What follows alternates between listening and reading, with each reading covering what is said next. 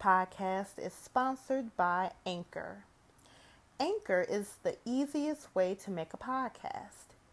It gives you everything you need in one place for free, which you can use right from your phone or computer.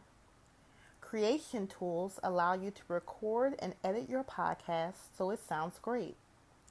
They'll distribute your podcast for you so it can be heard everywhere, even on platforms such as Spotify, Apple Podcasts, Google Podcasts, and many more. You can easily make money from your podcast with no minimum listenership. Download the Anchor app today or go to anchor.fm to get started. Once again, you can download the Anchor app, that's ANCHOR, or go to anchor.fm to get started.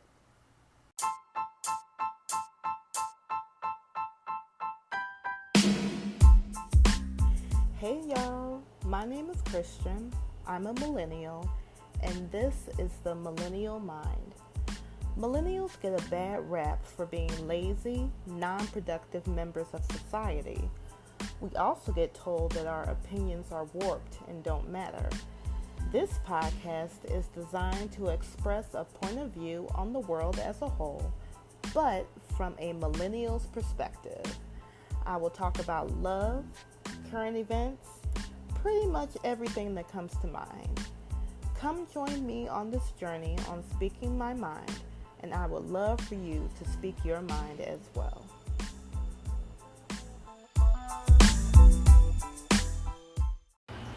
Hey y'all, welcome to another episode of The Millennial Mind. Thank you so much for joining me on this journey of speaking my mind, and I hope that all of you all are speaking your mind as well. This past week has been emotionally exhausting. I know that you guys are familiar with the George Floyd incident that happened earlier this week, or last week, I'm sorry. It happened last week. And you all know about the riots and the looting that have ensued since then. It's been a lot. It's been taxing on my emotions, and I'm sure it has been taxing on your emotions as well. It has just been a lot to take in. Now, I've been trying to not look at social media because it just angers me on both sides of the coin. But of course that hasn't worked because now I'm speaking out about it right now. But I wanted to give you guys a story time and just kind of let you know a personal story of mine while all of this protesting and rioting and looting has been going on. So let me start here. This past Sunday, so I forget what day that was, don't judge me. I think it was May 30th. I think that was, no, it was May 31st. May 31st. So this past Sunday, I was at church because I'm helping with the pastor's streaming services online. So me and my family, who were assisting, left the church and noticed that the streets were empty.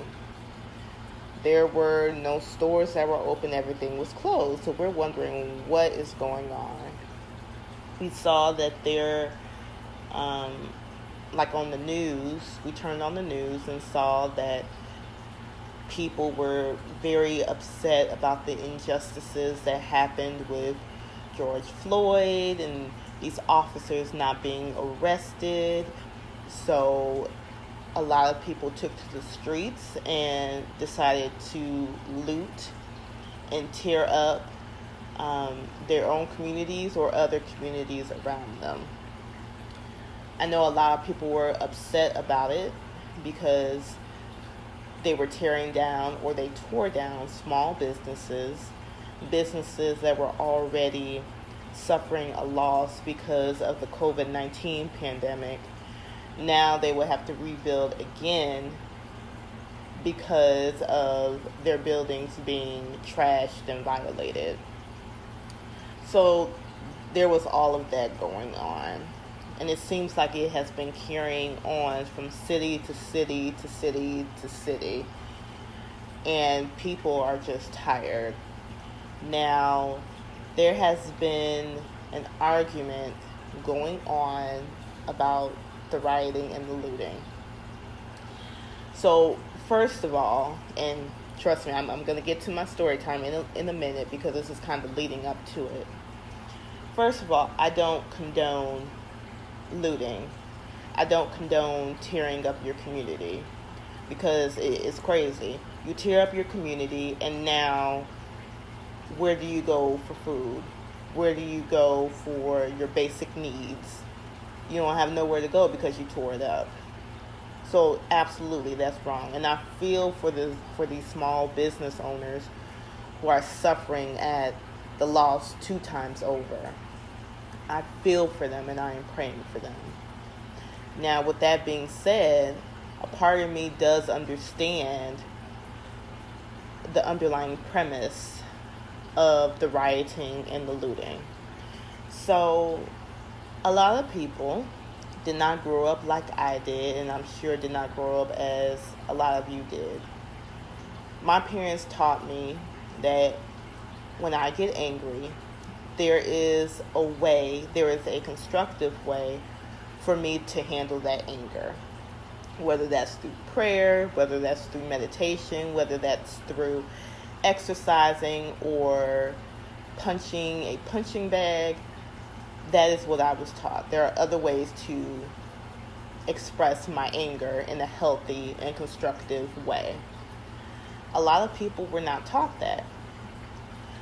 A lot of people were not taught that there are healthy ways to express your anger without tearing up your own stuff. So if you weren't taught that, if you didn't go to therapy about it, if something happens to you that is unjust and wrong, the first thing that you want to do, of course, you get angry and you want to tear up something. So that's what a lot of people did. Now, I'm not overlooking the fact that some people took advantage of the situation. That's wrong also. But there are many people who were upset and didn't know how to channel that anger healthily and constructively. So they tore up stuff. It's still wrong, but I understand why some people did it. Now, 2, even though there has been a lot of property damage in the past few days after this George Floyd incident, I would be remiss to say that the property damage supersedes George Floyd's life. If people are speaking out about the property damage more than they are speaking out about George Floyd's life, there is an issue there. Property, you can get back. You can file an insurance claim if you choose to do so. People may donate money in order for you to get your property back to where it was, or at least try to get it back to some kind of a normal. But a human life, you can never get that back. When they're gone, they are gone. George Floyd, we will never get him back. His daughter and his son will never see him again. In a conscious manner, I should say. So, to me, there is no competition when it comes to property damage and a human life. A human life should supersede property damage. That just goes without saying. But anyway, with all of this going on, I have an ex-coworker who reached out to me to talk about these matters and talk about the Black Lives Matter movement, because she was trying to understand, or at least I thought she was trying to understand, the whole movement and the underlying premise of it. And we've been going back and forth about it. But recently, what really got me and what is the subject of today's story time is that she sent me a video about this black woman. I won't say any names. A black woman who got on Facebook Live and said that she doesn't know why the black community is upholding George Floyd as a hero when he essentially committed a crime. Like, he was basically saying, is that as much as we can do for a black community? I couldn't even finish the whole video because my mind just wasn't, quote unquote, open about it to even finish it. But it was just crazy. So I'm thinking in my head, why would she send me this video? And she explained in her message, she was saying, you being a lawyer have got to see this. Do you love only blacks? I don't just love the whites because I am white. Why do so many blacks stick up for the wrong blacks? If you were doing a case between white and black, do you show partiality? Well, first of all, I'm not a state's attorney, so I don't be looking at black or white people doing crimes. So that's not what I do. I'm actually a civil attorney, so it's a little bit different. But if I was a state's attorney, absolutely I'm not being impartial. Whoever did wrong, they should be held accountable for their crimes. But I was telling her that the video that she sent me was coming from a person whose perspective was skewed. The issue wasn't about the crime itself. The black community never disputed the crime. We know that passing a counterfeit dollar bill or counterfeit money, no matter what number it is, whether it's $1, whether it's $100, is wrong. We know that. What we were disputing was that the punishment for said crime did not fit the crime. So he counterfeited money, a $20 bill, and because he counterfeited the bill, which is, it would be considered a nonviolent crime, the punishment for said crime was an officer's kneecap in his neck with his hand in his pocket for 10 plus minutes, which resulted in George Floyd going unconscious and eventually dying. That's where the dispute arose. And that's exactly what I told her. She was saying that she didn't see color. And I said, well, if you don't see color, you're part of the problem. Like, that's just saying, it's like saying that you don't see that the sky is blue or that the grass is green. Like, color is all around you. Color isn't something that you can avoid. And I told her that there was a danger in not seeing color, because when you do that, you ignore the obstacles that people of color face because you choose to ignore it. And I told her, I'm aware of color even if you're not. I know that if we had the same credentials and were placed in the same room, so let's say we were the same age, same education, same environment, same family background, etc. If we were placed in the same room, but the only difference was that she was white and I was black, I would be placed on the back burner and she would be placed in the forefront. It is what it is. It's a reality. And that's something that I cannot and will not ignore. I also told her that, that's what we're fighting for. A lot of people, they were upset with Colin Kaepernick because he kneeled during the national anthem, because they said that it disrespected the flag and the military. But I told her, what about the people that the flag and this country has disrespected? At the time the national anthem was written, color was definitely a thing. Because of color, my ancestors were slaves. Because of color, my ancestors were considered to be 3/5 of a person. When the flag in this country was created, my family were nowhere in the view of what that anthem and what the country represented. So don't tell me that color doesn't matter. But then we're expected to be patriotic even after all of that. The irony is it's very high. So her next message after that kind of made me very upset. Not kind of, it did make me very upset. And she told me that harboring feelings of the past is not good. Move forward. And that is verbatim what she said. Harboring feelings of the past is not good. Move forward. And I told her, I guess that's where we divide.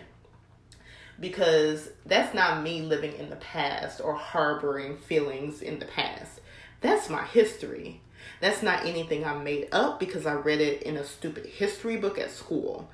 It makes up my DNA. I have a slave grandmother's DNA in my system that is running up and down my veins every day. And that's not something I'm going to get rid of because I can't get rid of it. And that's something that I will not ignore. Okay? It was crazy. And then plus, let's go a step further. If I was harboring feelings in the past, best believe I would not have spent the money that I did not have to get my education to become the attorney that I am today and step my black behind into a courtroom each and every day, standing in front of these white judges and these white attorneys who could care less about what I have to say, and where I have to work twice as hard as my white counterparts when I'm trying to give an argument when they skate by. I would not have put myself through that subjection. So if you want to talk about me harboring feelings or harboring things that happened in the past, think about it before you say it again. Because that is not what I'm doing at all. If I was harboring feelings, my life would be a lot different. Let's say that.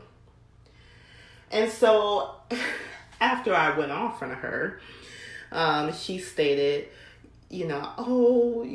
just be open-minded, I love you, and that's all that should matter. And I'm like, well, it's good to say that you love me, but love is an action verb.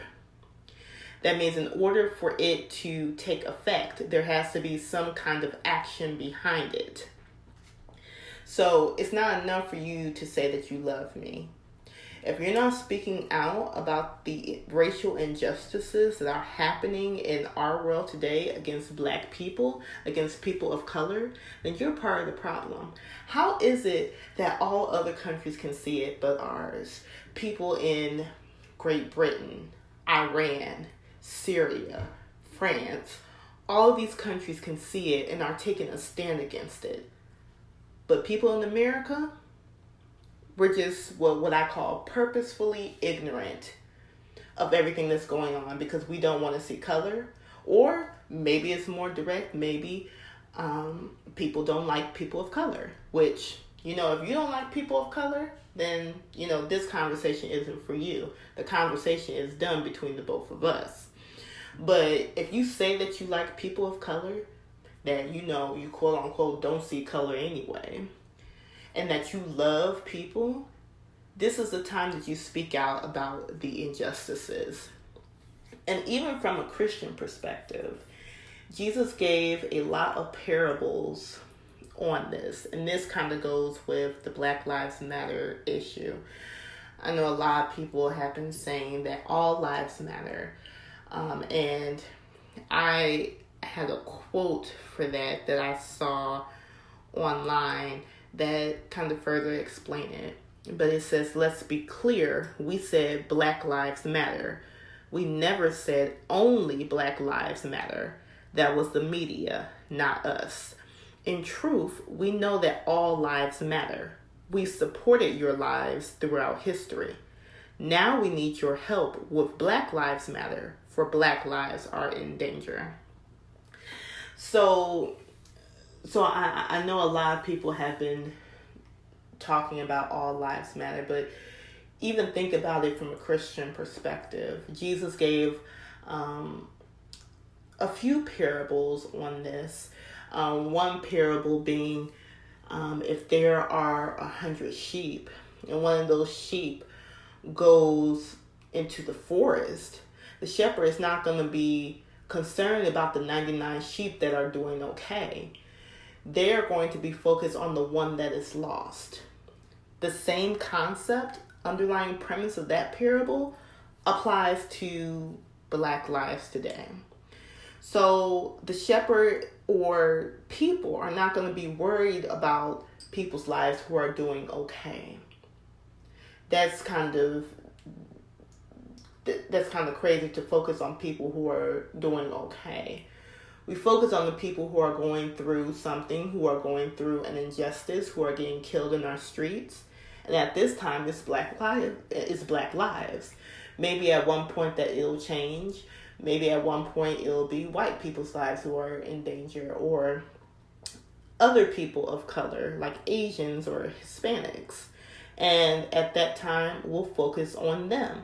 But at this point, because Black lives are, people are trying to make Black lives to become extinct, that's something that we need to focus on. But it's all I'm asking and all that I'm imploring from all of my listeners today is just be open-minded.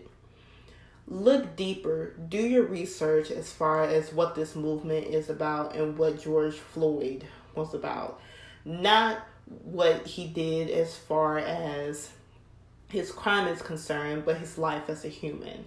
Let's just look a little bit deeper into this so that we can become a better society and fight this pandemic that is going on with people of color. We just got to do better, and I hope that you guys will join that fight with me in order to make this world a better place for not only us, but for generations to come. So I hope you guys enjoyed that episode, or today's episode. Let me know your comments on this situation. Email me at mindofmillennials@gmail.com. You can also leave a comment on our Facebook page, The Millennial Mind, or our Instagram page, _Millennial Mind. I'm sorry, you guys. I don't really have a quote for you guys. I guess I just said it earlier. But I promise I will have one next week when I have my emotions together. But you guys stay safe. Remember the true cause of what we are fighting for. And until next week, I will see you guys soon.